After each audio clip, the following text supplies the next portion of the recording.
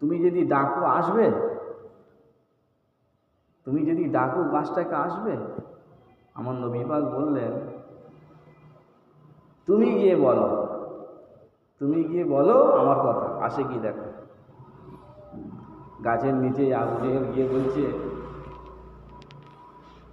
ইয়া আইয়ুহাস সাজা আইয়াদউ নবী, ইয়া আইয়ুহাস সাজা আইয়াদউ নবী, ও গাছ তোমাকে নবী ডাকছে। গাছ সে তার শিখলো সমস্ত সব কিছু ফিরে একদম মাটি ভেদ করে আমার নবীর দিকে আসছে। যখন সে নাড়াচাড়া দিয়ে হেলা দিয়ে গাছ শিকড়গুলো ছিটতে লেগেছে, তখন আবু জেহেল দৌড়ে পালিয়ে এসছে। সে বলছে, মুহাম্মদ গাছটাকে বাঁচাও, গাছটাকে বাঁচাও, এই গাছ মনে হয় পড়ে যাবে। ঘাস তো নেড়ে উঠেছে, সব আসছে। বলছে, কি বুঝলে, কি বুঝলে? তাহলে মুহাম্মদ, এই কাঁকড়গুলো তোমায় ভালোবাসে? কাঁকড়গুলো? বলে, কাঁকড়গুলোকে জিজ্ঞাসা করো। কাঁকড়গুলো কিরম নিয়ে বলছে যে, এই কাঁকড়গুলো কি বলবে? বলছে, কানের কাছে দাও। আবু জেহেল কাঁকড়গুলো হাতে তুলে বলল, এ কাঁকড় আব্দুল্লাহর বেটা মুহাম্মদ সাল্লাল্লাহু আলাইহি ওয়াসাল্লাম আমিনার উদরের পুত্র কি তোরা চিনিস? এ কাঁকড় তোরা কি চিনিস শেষ জামানার নবীকে? এ কাঁকড় তোরা কি চিনিস আখিরি নবীকে? কাঁকড় তোরা চিনিস নবীকে? বল, ওই নবীর নাম কি তোরা জানিস? তোরা নবীকে ভালোবাসিস? এইভাবে কানের কাছে নিয়ে দেখতে পান পাথররা পড়তে শুরু করেছে, লা ইলাহা ইল্লাল্লাহু মুহাম্মাদুর রাসূলুল্লাহ সাল্লাল্লাহু আলাইহি ওয়াসাল্লাম। কাকুরটা ফেলে দিয়েছে, ফেলে দিয়ে বলছে, এই মুহাম্মদ শোনান, এই তো কাঁকড়রাও দেখছি তোমার কথা বলছে। হ্যাঁ, গাছ বলছে, কাঁকড় বলছে। তাহলে তখন অবশেষে কি লাকাব দিচ্ছে, কি লাকাব দিচ্ছে? বলছে, তুমি না ইন্টারন্যাশনাল জাদুঘর। ন্যাশনাল না, ইন্টারন্যাশনাল জাদুঘর। ইন্টারন্যাশনাল, ন্যাশনাল হলে তো বহুত, এমনি সেমনি নয়, তুমি বড় জাদুঘর, বড় জাদু। আহা, চিনল না আবু জেহেল, চিনেছে হযরত বিলাল। কালো হাফসি মানুষটা চিনতে পেরেছে। আজানের সময় আমার নবী পাক মেম্বারে বসে থাকতেন, আজান দিতেন, আর শাহাদাত আঙুলটা দিয়ে দেখাতেন, ওই আমার নবী বসে আছে, ওই নবী বসে আছে। কাঁদতেন, ঝরঝর করে কাঁদতেন। আমার নবী পাক দুনিয়া থেকে বিদায় নিলেন। হযরত বিলাল আজান দিতে লাগলেন। মেম্বার ফাঁকা, মেম্বার ফাঁকা। আর মদিনা শরীফে জায়গায় আজান দেব না, থাকবো না। কেন? আমি আমার দেশে হাফসিতে চলে যাব। বেশ কিছুদিন থাকলো।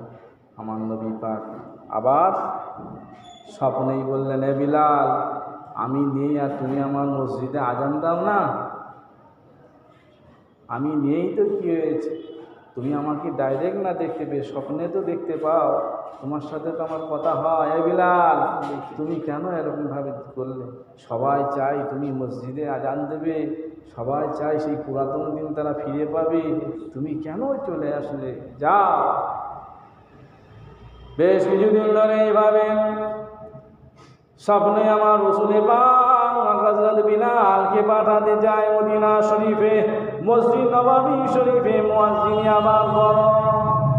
মসজিদ নববী শরীফে উনি হাফসি গোলাম, হাফসি দেশ থেকে আবার আসছেন আসছেন আসছেন আসছেন আস্তে আস্তে মদিনা শরীফের মানুষেরা যখনই দেখতে পেয়েছেন, মনটা বড় হয়ে গেছে, খুশি হয়ে গেছে। সে আমাদের আবার পুরাতন মুয়াজ্জিন এসেছে। নাম হোসেন হাসান দৌড়ে গেছে, দৌড়ে গিয়ে হাতে চুমা খাচ্ছে, চুমা খাচ্ছে। সাহাবায়ে কেরামরা গিয়ে ছড়িয়ে ধরেছে। আর হযরত বিলাল সকলের সঙ্গে দেখা সাক্ষাৎ করে আমার নবী পাকের রওজা শরীফে সে জায়গায় গিয়ে ঝরঝর ঝরঝর করে কাঁদছে। সাহাবায়ে কেরামরা আনন্দ পাচ্ছে আর হযরত বিলাল কাঁদছেন। আহা, বিলাল কাঁদছেন। কি বলছেন? ইয়া রাসূলুল্লাহ, ইয়া হাবিবাল্লাহ, হুজুর আপনি আমাকে ডাকলেন, আপনি আমাকে স্বপ্নে স্বপ্নে ডাকলেন। আপনি মসজিদ নববী শরীফে মিম্বারে বসে থাকতেন, আমি আযান দিতাম, ইকামত দিতাম, আপনাকে দেখতে পেতাম। ইয়া রাসূলুল্লাহ, আপনি ডাকলেন। মসজিদ নববী শরীফে আমি ঝাড়ুদার হিসাবে কাজ করতাম, আপনি আমাকে অর্ডার করতেন। ইয়া রাসূলুল্লাহ, আপনি আমাকে ডাকলেন। আপনি ইমামতি করতেন, আমি ইকামত দিতাম। ইয়া রাসূলুল্লাহ, আপনি আমাকে ডাকলেন। আপনার কাছে আমি চুপ করে বসে থাকতাম। ইয়া রাসূলুল্লাহ, আপনি আমাকে ডাকলেন। মসজিদ নববী শরীফে সাহাবায়ে কেরামদের সঙ্গে আলাপ আলোচনা করতেন। ওই মজলিসে শ্রোতা হিসাবে আমি বিলাল থাকতাম।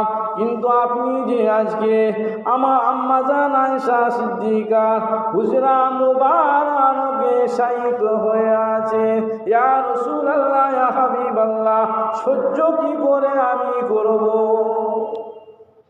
সাহাবায়ে কেরামরা খুশিতে বাগে বাগ আর হযরত বিলাল কাঁদছেন। আপনার সঙ্গে আমার এতটা সম্পর্ক ছিল, এতটা গভীরতা ছিল, আজ আপনি নেই, আপনি কেন আমাকে এই কথা বলছেন? আপনি আমাকে বারে বারে কেন এইভাবে ডাকবেন? আপনি আমাকে বারে বারে কেন এইভাবে ডাকতে চাইছেন?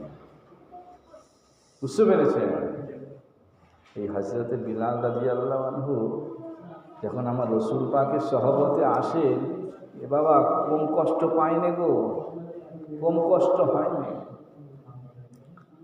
উমাইয়া কিনে নিয়েছিল, উমাইয়া আপনার রেখে দিয়েছিল যুদ্ধের ময়দান